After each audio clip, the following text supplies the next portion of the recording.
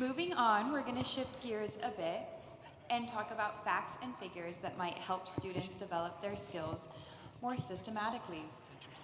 This fireside chat is on the topic intervening early and often, how data can help students succeed in school. And to guide us through the matter, we have Franklin Ebalida, Ebalida? Yeah, there you go. Ebalida, Compliance Manager at Virtual Design and Construction Institute, and Dr. Manuel, aka Manny Rodriguez, Executive Director at Puzzle Box Academy. So let's welcome them on stage and hear a round of applause. Thank you.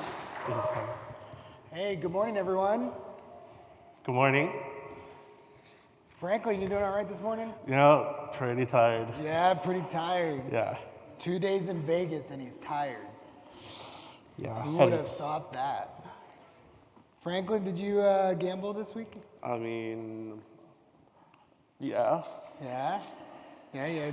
Did you win? No.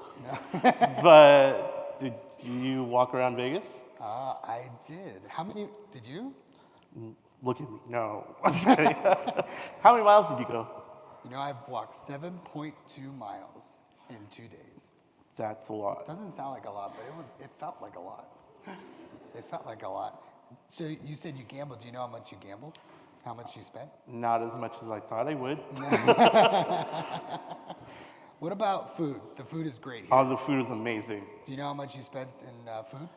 I wish not as much as I did gambling.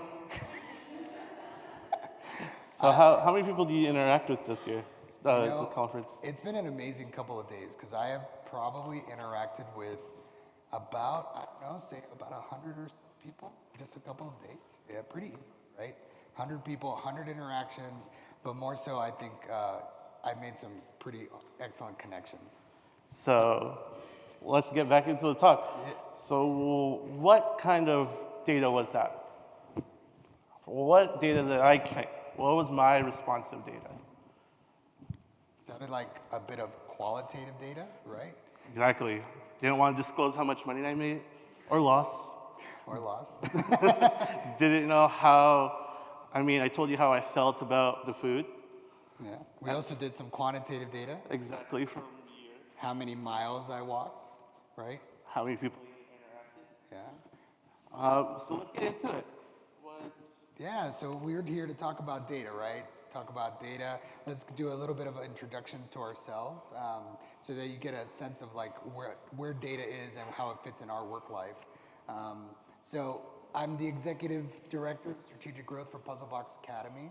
We're a private institution out in Florida. We do preschool, school readiness programs, early intervention programs, all the way from K through 12 as well. Our learners are a neurodiverse population of students. So we have neurotypical students, we have ADD, ADHD, and we also have autism, both high functioning and low functioning students.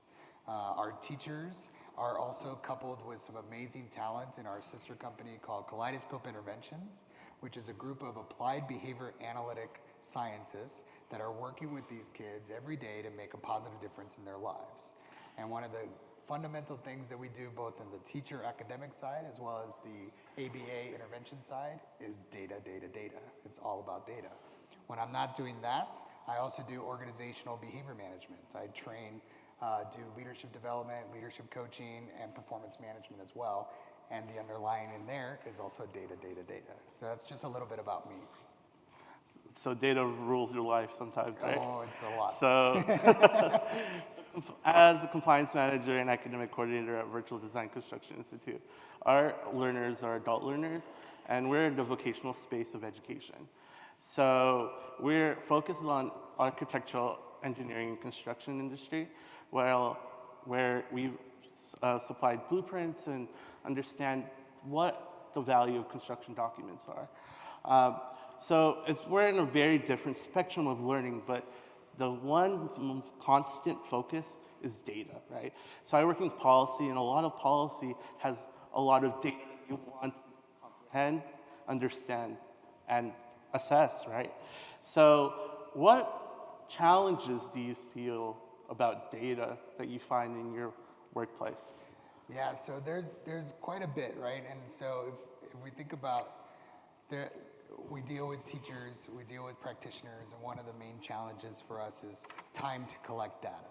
Now we're very fortunate, right, that we are a private institution, so we can afford the luxuries of giving that time, that dedicated time for our teachers and staff to actually do the data analysis, do the data mining, but more so even have those critical discussions with both the students and the parents in terms of collecting data. But over the years, one of the biggest challenges was that time, that amazing amount of time that it takes to sit down with a student one-on-one, start gathering that data. And we have some solutions to that challenge, and we've implemented those, but that's been a big one, you know. And in the public schools, in private industries and business, time is always kind of a key component. When I work with business leaders and employees of companies, you know, and I say, hey, well, let's collect this data. So who's got time for that? Who's got time for that's a lot of dedicated time to just collect data. But then once you get into it and you start collecting data, you know, the meaningfulness of that is important. Yeah, so that comes to another segue about like, how do we collect data ethically, right? Something that we need to see, and how our biases affect data collection as well, and evaluation and assessment. One of the crucial things about Virtual Design Construction Institute that I look at the data points is, first we need to know what the metrics are. Like, what are we measuring and what do we need to measure these? The benefits about vocational education, that these metrics are usually given to you by the California, we're from California, so, and our accreditor, like completion and placement rates, right? Some of the metrics are predetermined for you, which help, but don't help you guide. One of the biggest things is like, how do we interpret data to make sure that we're guiding to the correct way, and how we make sure that we're elevating and leveraging these data points to make transformative change for the student success, right? Like, so in other areas of challenges, how do you make sure that you're continuously assessing and evaluating, and that aligns to your goals?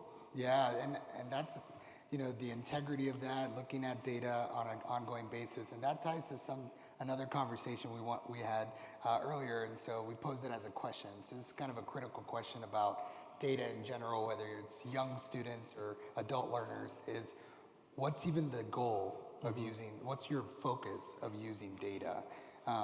So, you know, we kind of shared what our goals, what our focus here are. So for us at Puzzle Box Academy, as well as when I work with organizations, the main focus of the data is to ensure that the skill sets that we are working on, their skill sets are being trained to a level of fluency. And so we are collecting data at a very specific area of fluency to get to mastery. And if you're not familiar with that term, or if that term sounds a little bit like common sense, I like to use a quick definition of fluency. So fluency for us is accuracy plus speed without hesitation. It's that ability to perform whatever the skill is accurately without hesitation. And we measure that on an ongoing basis for our young learners, whether they're learning math, whether they're learning reading, the alphabet, or just some simple social skills. We are measuring each one of those components to ensure that they're doing so with accuracy, speed, and without hesitation, so that they are fluent before we move on to the next skill. And that's been a critical component for us, and that's a main focus area for us. But it's not so much just to build fluency, because we also measure the outcome of fluency. So I'm going to use some words that mean something to us, and that is that we want to build self-esteem. We want to achieve self-efficacy for our students. We want them to believe that they've learned something that's going to help them in life. And then fundamentally, of course, we're looking at those academic outcomes, right? But not just grades. In fact, grades are not a priority for us. It's, are they advancing to the next level? Are they going to achieve and move forward as human beings, whether they're going from kindergarten to first, or they're going to achieve that high school diploma? and it's that achievement-based learning that we're focusing on.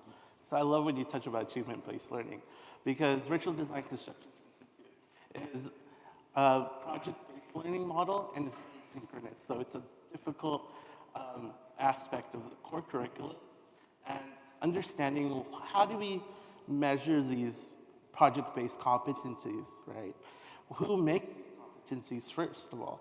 So working professionals are instructors' one requirement, and understanding how do we leverage our working professionals in being able to tap into their immense knowledge of their professional career, right? So some of our instructors are 10 plus, 15 year plus working professionals in the AEC industry. So understanding how do we go into the direction of intrinsic motivation and tap into that, and intervening early, even in the admissions process, right? Like, how do we have the career, how do we implement this? Do we make sure we bring in our career service coordinator and admissions coordinator in tandem, and they interview the individual and try to assess and evaluate what their career goals are, right? So one of the biggest things about post-secondary education, vocational space, is that one of my goals was to always destigmatize what vocational education looks like. There's always been, oh, vocational education wasn't even a pathway for you in high school. It wasn't even really an option, right?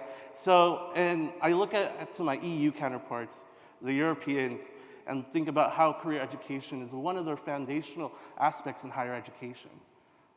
And I think sometimes it's difficult when we're thinking about data points and we're trying to relate it to, oh, metrics are sent from the top or is labeled from the top and set down.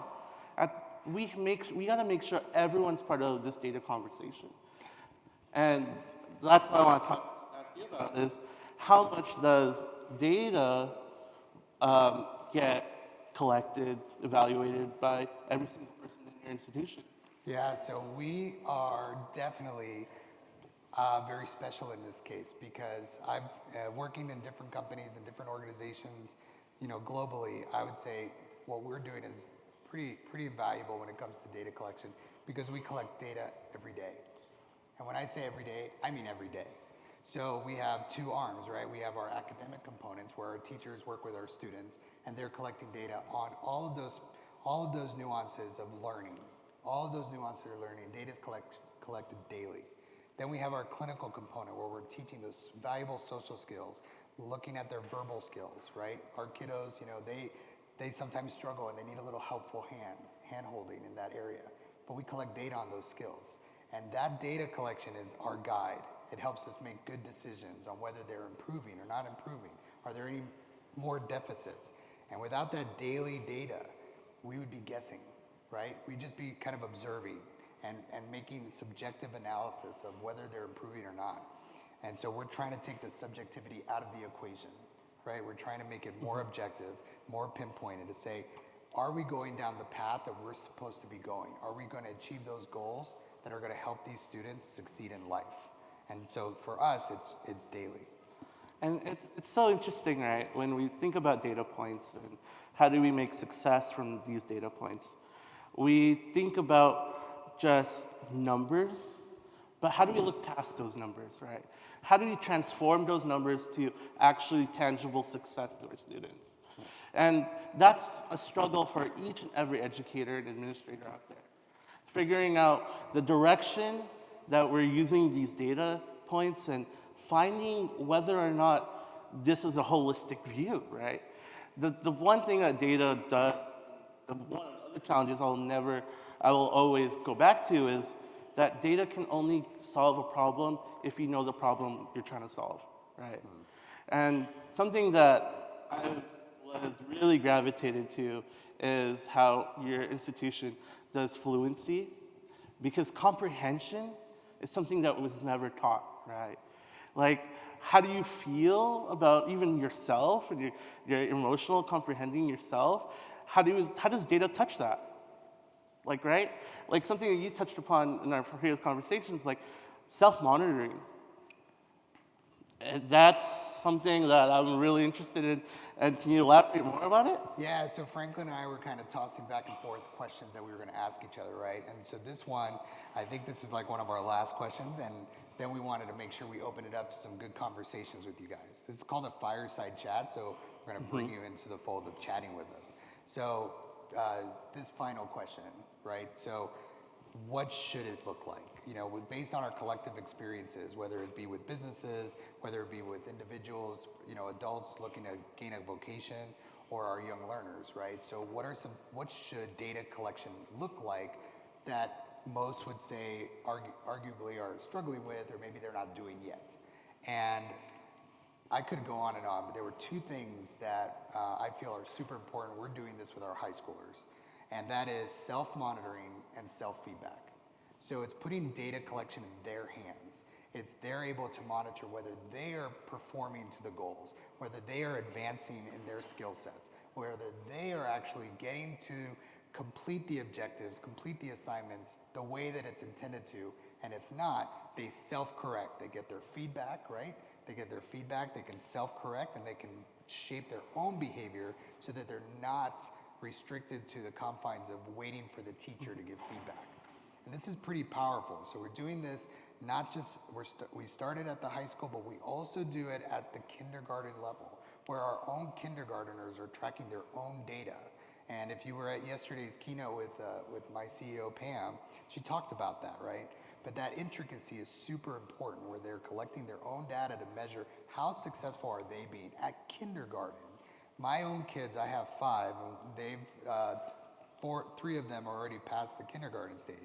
And not too long ago, I was having the same discussion with my 11-year-old. Do you know how well you're doing in class?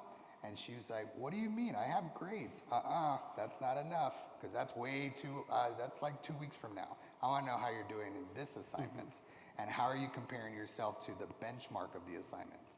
And now I got my kids really monitoring their own data, but it's all about empowering them to control their data. So self-monitoring and self-feedback. And I think even, sorry, and then Go ahead. I relate this back even at the organizational level. So I had a great deal of time working in the chemical industry, and we were working on safety. And so every day, the mantra was very simple. We want you to go home the way you came. So you came to work uninjured, not harmed, with all your limbs, right? And so they came to work that way, right? They came to work. So we want you to go home the same way you came to work. Right? It's kind of weird to think about. Yeah, we don't want you missing any fingers, right? No eyeballs dropping. It's kind of morbid to think about, but it happens. So how do they do that when there are 100 employees to 2 supervisors? How do we ensure their safety every day? We can't rely on the supervisors, just like a teacher of 1:24 ratio or 1:25 ratio. So in that world, in the chemical industry, it was all about empowering the employees to self-monitor and self-feedback. Are you performing the job to the safety specs? Do you have your safety harness? You're about to go up 45 feet. Are you ready? Right? Do you have all the safety tools you need? Do you have a spotter? Do you have an employee that knows where you are? All these different variables all play into their job. But in order for them to go home the way they came to work, we need them to self-monitor and self-feedback. And that was powerful data that helped differentiate that workplace. So it's interesting when you talk about empowerment, right? When you empower adult learners, it's such a more different task or different alignment goals and the institution that you're working for. So as an adult learner expert, because I'm still learning myself, we think about how much personal experiences or personal experiences direct them to learn or what, and give them purpose to what they're learning. One of the biggest things that I've always been successful in is thinking about, like, how do we leverage our data points that we're receiving in the application process, and understanding where they're truly coming from. And it's really difficult, actually, when you don't have the right questions, when you don't have the right tools or resources to evaluate them as a whole person, right? So when we think about application process as well, when it comes to data collection, you need to ask the right questions. That's right. Like, if some of the questions on our applications right now were just data points where you live, how'd you, none of them will tell you how'd you get here, right? Or what's your why? One of the biggest crucial things that I've learned throughout this conference is we are here for a why. And even asking why are you interested and who you are will propel your students to even have this more intrinsic motivation to be at your institutions, right? One of the biggest things that everyone's been talking about, my students are not interested, they're always on their phone. You leverage that phone, right? Leverage the tools that we're saying those issues, that problems can be twisted to be solutions. Yeah.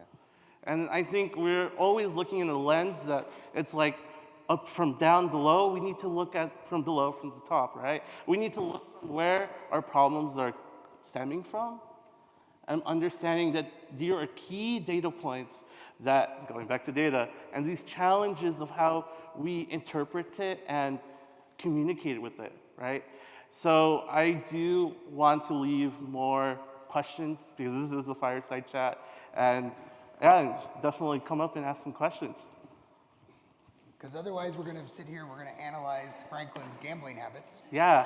First of all, an amazing topic, so I appreciate you guys bringing this to the table.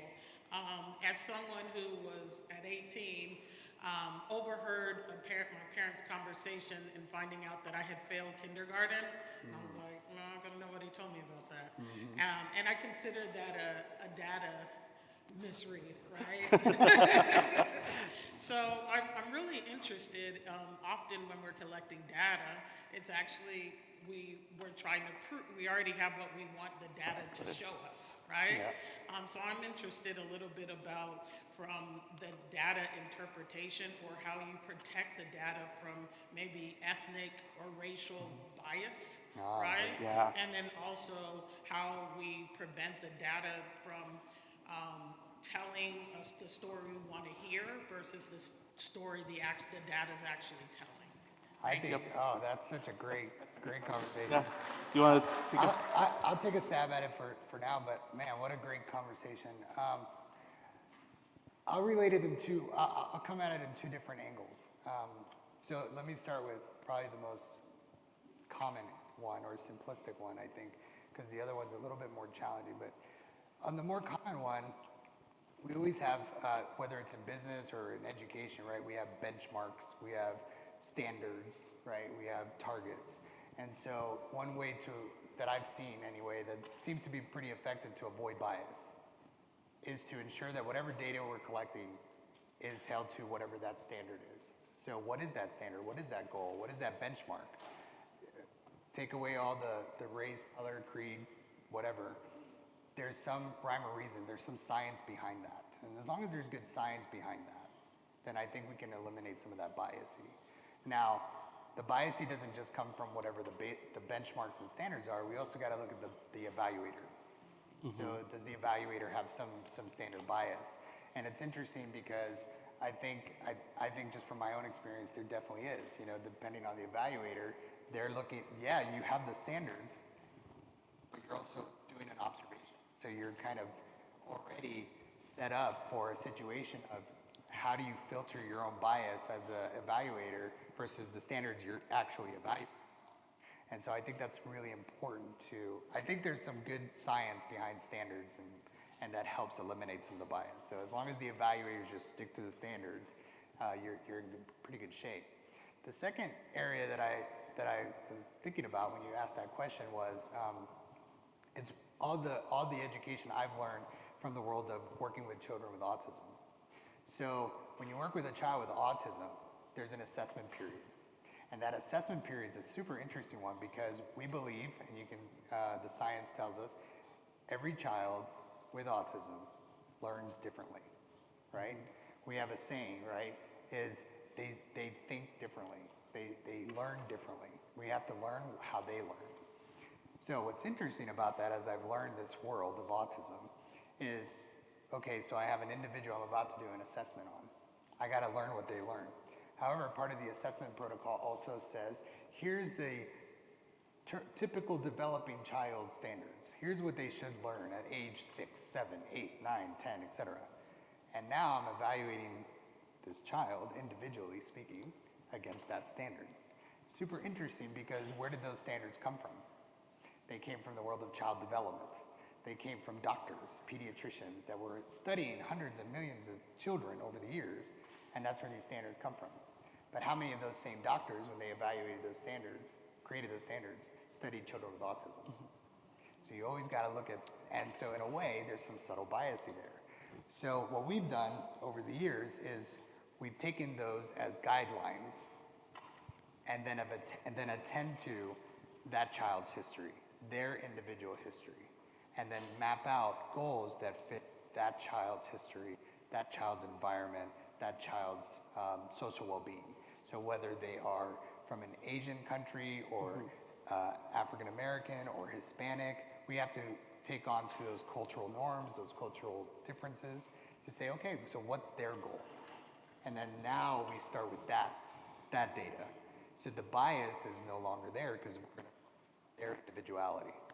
So I love that question, because those are the two angles that came to my mind. Yeah, so coming from your point, how do you objectify data, right? There's some data points that can be objective, some data points can be subjective, and the importance of, I like how you touched the point of the importance of the evaluator, right? How do you make sure that the evaluator has more knowledge than you think they can obtain, right? Like, it's really important to think about, there are different power struggles or dynamics when you're evaluating data. There's going to be a sense of personal bias that no one really can avoid. And as much as we try to avoid subjectivity, we have to have multiple people in these evaluations, right?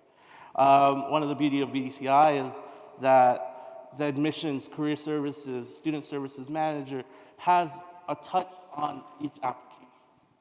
So it's not just one review, it's not 2 reviews, it's 3 reviews. And to measure these data points in just a metrics way is such a difficult way to evaluate someone. Yep. And to understand that data is used to establish a sense of the past, right? So when you fill out a survey of something qualitative, like how did you feel today, it's not going to be the same as tomorrow. So you've got to make sure you always continuously evaluate and assess, because some of the qualitative questions of the data points that you're trying to achieve and collect are not going to be the same as a person that's going to be taking the test tomorrow or the quiz tomorrow. I think you hit on something that would be another kind of emphasizes, like, when we do these evaluations, one way to eliminate bias is always to remember that we're evaluating the individual. So that first evaluation is your baseline, right? We're collecting baseline. Now, one of the things that's always difficult that behavioral science helps us with, so what's difficult is you do a baseline, but then the goal is up here. So the baseline's here, performance, the goal's way, way, way over here. Exactly. So behavioral science teaches us is that's not gonna work if we try to hit that goal when our baseline is way down here in performance. So what behavioral science teaches us is set sub-goals, right? Small incremental goals all the way along the path. Depending on the learner, it may not take very long, right? It may take days, weeks, whatever. Sometimes it may take hours depending on the skill. But for other learners, it may take time. For our learners who have severe developmental delays, that time component could be years, right? But they're making incremental goals along the way. But we eliminate the bias because we're starting at their baseline. We're starting at their baseline. Here's the goal. The standard says this. Let's just see how far we can get them. And then ultimately, if we can get to that high goal, that standard, beautiful, right? That's a great story.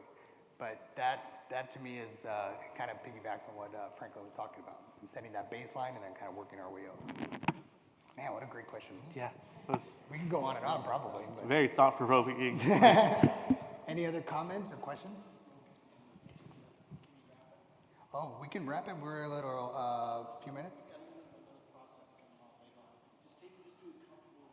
Okay, yeah. comfortable wrap. Does rapping mean one more question, or is I it? think wrapping means we're gonna close out. Okay. This is like all that's missing is the big hook. Yeah. Okay. So let me try one. And then I met Franklin this late afternoon yesterday. We chatted on LinkedIn. And what's interesting, here's some data for you, right? So we met and we found a couple of connections that I didn't know before. So he's from the Philippines. Yep.